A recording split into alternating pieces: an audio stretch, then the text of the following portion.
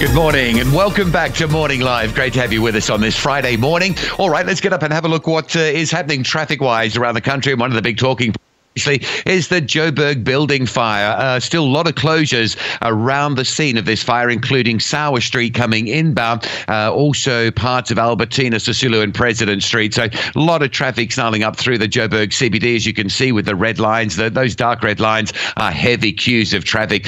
Newtown seeing a lot of extra volume as well, as motorists tend to travel through sort of Newtown, the western side of that building fire incident. Now, let's just zoom out a little bit and have a look at impact this morning for traffic trying to get into the CBD. Have a look at this. You've got big traffic on the Mike 1 because of a crash in the CBD at the double-decker.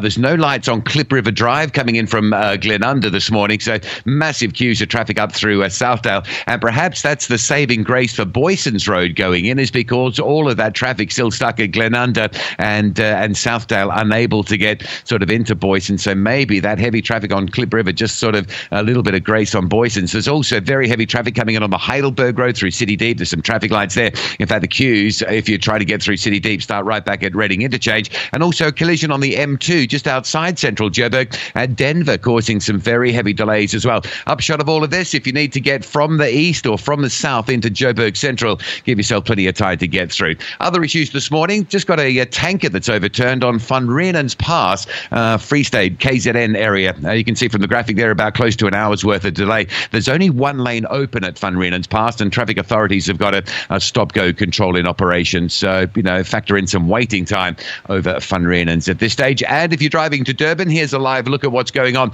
at the Marion Hill Toll Plaza. We've been warning you about this because of the roadworks in the lanes, or the toll gates that are closed at Marion Hill. So from Pietermaritzburg side, driving to Durban, it does get very heavy, and that's what you're driving into this morning. Keep in mind, if you are driving between Joburg and Durban this weekend, the Balmoral, Shell Ultra City and Harrismith is closed for the next 2 months, and Tugela Engine and Shell Escort Ultra City are also closed for 3 months. So if you're on that weekend trip from Joburg through to Durban, make sure you're planning your filling station stops with some care around those 3 major service closures. That's the latest. Have a safe weekend on the roads. Let's find out what's happening weather-wise.